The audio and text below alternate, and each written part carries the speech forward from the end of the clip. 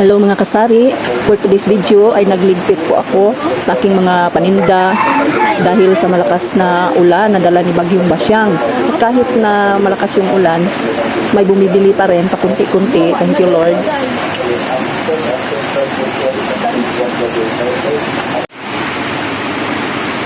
Hello mga kasari, napakalakas sa ulan sa labas. Ayan.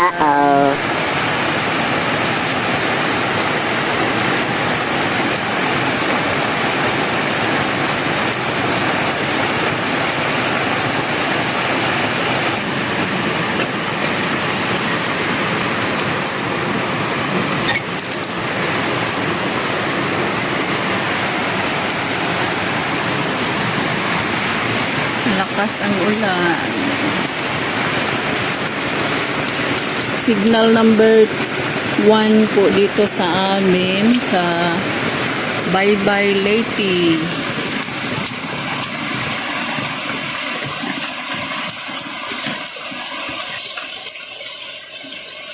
Time check po tayo. Alas 8 na ng gabi. Napaka mingaw kaayo. Wanay na malit pero parang manira na lang siguro ko.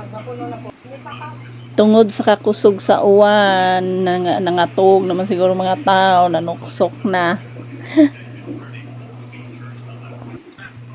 Lahi magtimplada si Bagyong Basyang mga kasari kay mukusog siya, kusog jud kaayo, nya pakataw-taon hinay na pod. Nya mulurang kadali siguro mga 20 minutes mulurang nya mo balik na pod siya og kusog. Yan, dagkog yung lusok na tagaktak yun siya kayo mga kasari.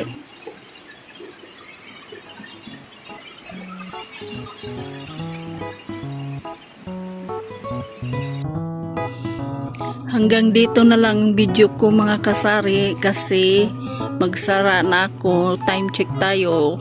Alas 9 na ng gabi. Magsasara na lang. Ayan. Nag-blurred na yung cellphone ko. Sarado na. Gihigta na ako. Sarado na ang tindahan. Sa tinderang lagan yan. Tinakpan ko siya para hindi sa labas makita. Ayan. Hanggang dito na lang. Thank you for watching.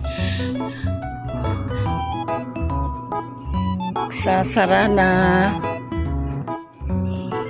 May bumibili pa mga kasari kahit nagsasara na ako. Ayan, yan na lang yung itlog ko. Wala na. Yan na lang, hindi na yan naabot ng isang tray. Bukas na naman. Yun lang ang halin ko ngayon. Iwan ko magkano yan.